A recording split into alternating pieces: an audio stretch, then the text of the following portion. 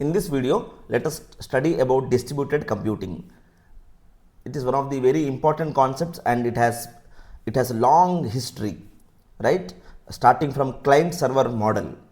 Earlier, when we used to design systems, let's talk about the internet era.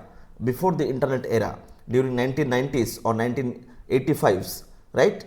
The client server model was the only style of designing applications, right? From then, those kind of systems we call as distributed systems, or the systems follow distributed computing. So from client server days onwards, we have this term distributed computing. Let's understand what is distributed computing. Before we understand what is distributed computing, we have to study about distributed systems, right? So distributed systems means it is that infrastructure. This infrastructure together is called a system, right? And when you have a new problem, when you are solving this problem using this distributed system, that is called distributed computing, right? So the infrastructure, the hardware, that's a set of systems together, right? We call them as distributed systems. They have some properties, right? A problem which is being solved using this distributed system follows distributed computing. So let's understand what is distributed systems.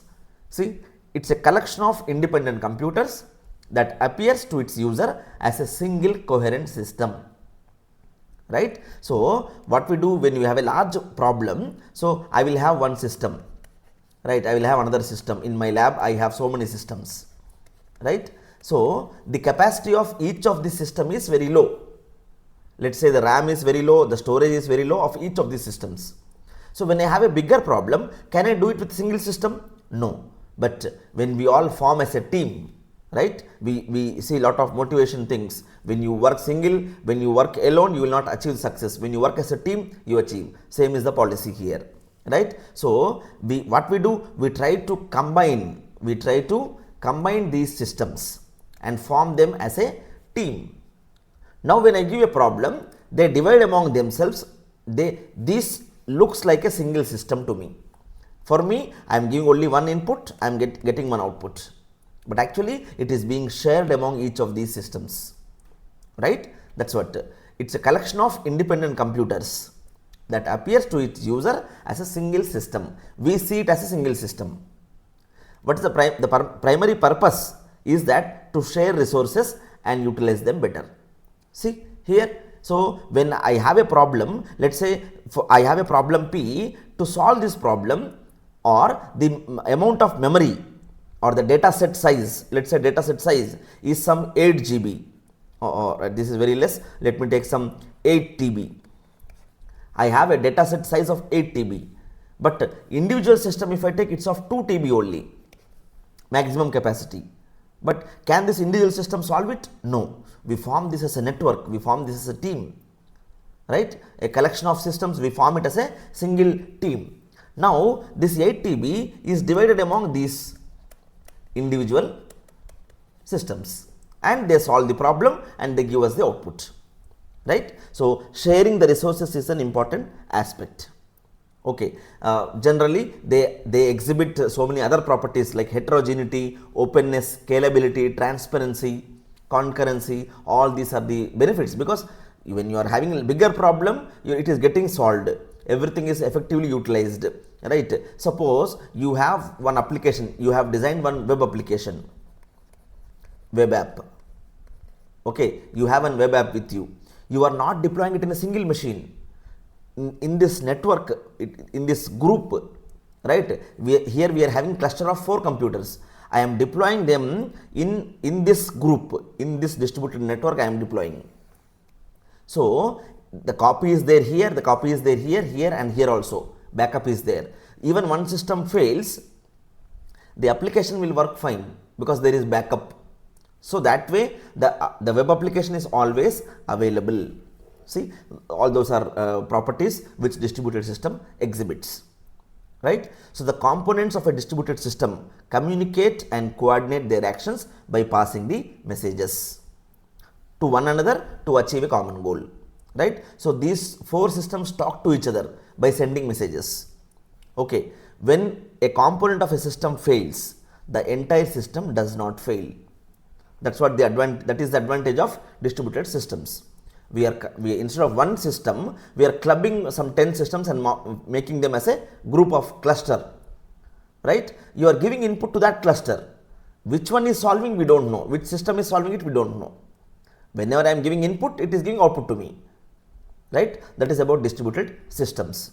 So, distributed systems vary from the client server architecture, then to SOA, then the client server, then monolithic, then SOA, till to the microservices, right, to massively multiplayer online games to peer-to-peer applications.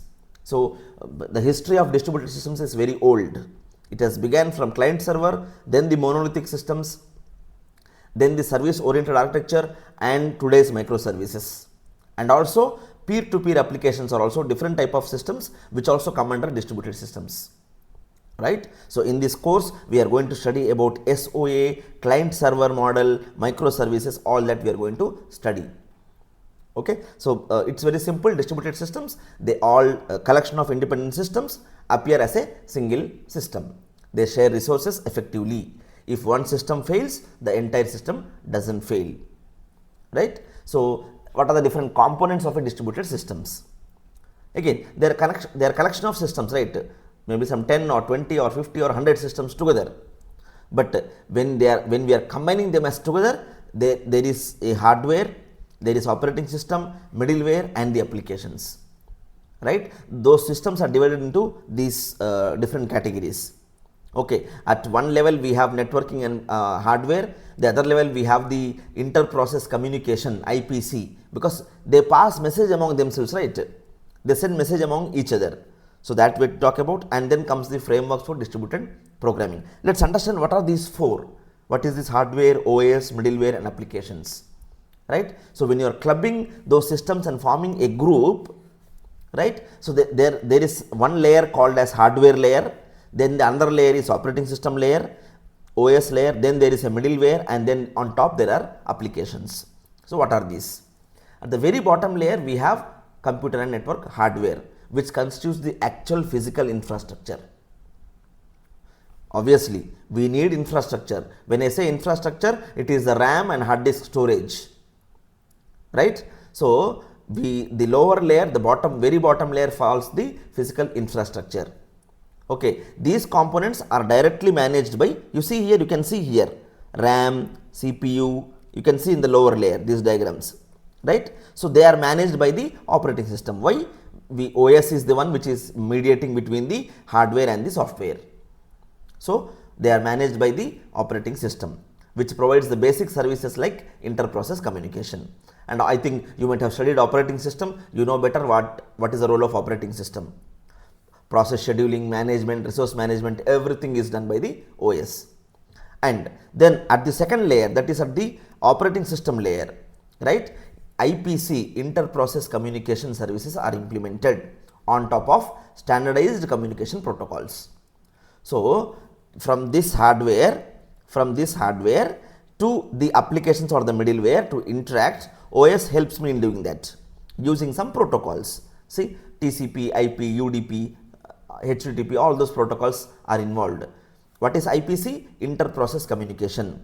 We are going to study this also. It is about how two different systems can communicate each other, right? Inter-process communication means how two different processes or how two different systems communicate to each other. The third one is middleware. The third layer is middleware. What is this middleware layer?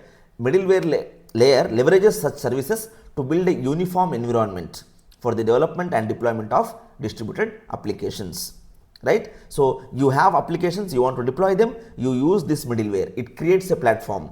It's like a UI.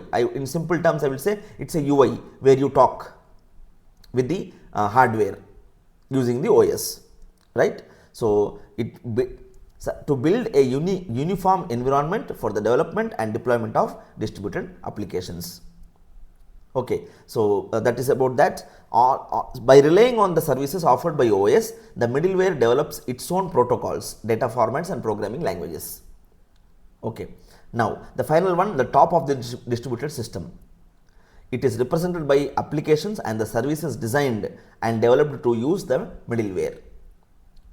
Okay, so on top comes the application. These applications are actually deployed in this hardware. So this is the structure. On the top we have applications. It is same as your operating system, right?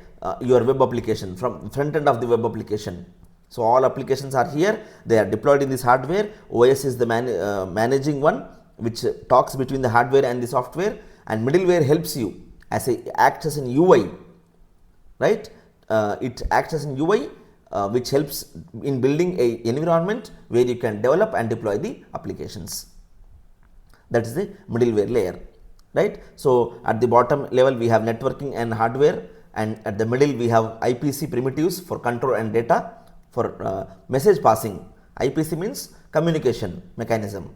On top we have frameworks for distributed programming, using which you can write programs, build applications and deploy them, right? So this is about the different components of a distributed systems. So the point earlier what I said here, right? So when you have distributed systems, the programming what you do with the problems which you are solving, right? The mechanism of solving problems is using distributed computing. So let's see what is distributed computing. So distributed computing refers to the use of distributed systems to solve computational problems. So distributed computing uses distributed systems and to solve the problems, right? So in distributed computing, a problem is divided into many tasks, each of which is solved by one or more computers, and those computers communicate each other via message passing, right? So we are dividing the problem into sub problems, and each system is solving that.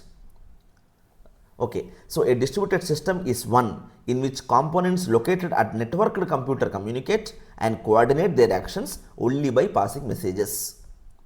Okay, so as given here, as explained here, there are 4 systems. They talk to each other using message passing, right? But there is another term which is called as parallel computing. What is this parallel computing? The term parallel implies a tightly coupled system.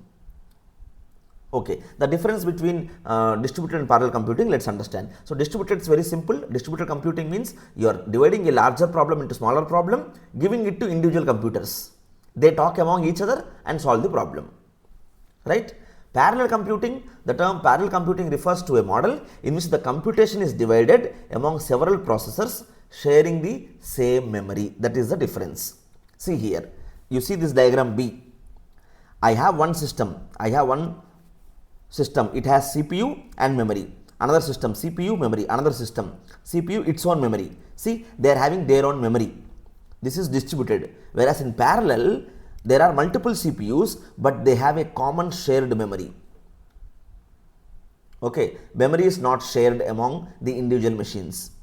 They use a common repository. They use a common memory location. Okay, so that is about parallel computing, right? So the computation is divided, the problem is divided among several CPUs, several processors sharing the same memory. Okay, the shared memory has a single address space which is accessible to all the processors. Okay, so parallel programs are then broken down into several units of execution that can be allotted to different processors and can communicate with each other by means of shared memory. The only difference is that the memory is common between both all the systems, right? Whereas in distributed computing, they have different memory. Okay, in that case it is faster actually. When you have different memory with each system, they are faster in nature. And even see, if there is some problem in the memory, none of this program can work. But here if some problem is there in the memory, others can work. Resource sharing is done properly. Let's say I give a problem P and it has got 2 GB of data. Here also I gave 2 GB. Here also 2 GB. Here also 2 GB. Right? Let's say this system got corrupted. This hard disk space got corrupted here. Then this 2 GB can be transferred to remaining 2 or 3 systems. That is possible in distributed computing, whereas in parallel computing is not possible, right? So there are a lot of drawbacks in parallel computing, hence we are focusing only on the distributed computing, and it has been proven Lot of technologies has been introduced based on the concept of distributed computing, right? So it's very simple. Distributed computing refers to the use of distributed systems to solve the problems. Problem is divided into small tasks, each of which is solved by one or more computers. And inter-process communication, see, these two communicate with each other using IPC mechanism, inter-process communication. Okay, so we have seen about what is distributed systems, what are the different components of a distributed system, and then what is distributed computing and what is parallel computing, right? So we will see in the next video, we will try to understand different distributed systems or distributed computing paradigms, like for example client server architecture. Okay, so we will see this in the next video. Thank you.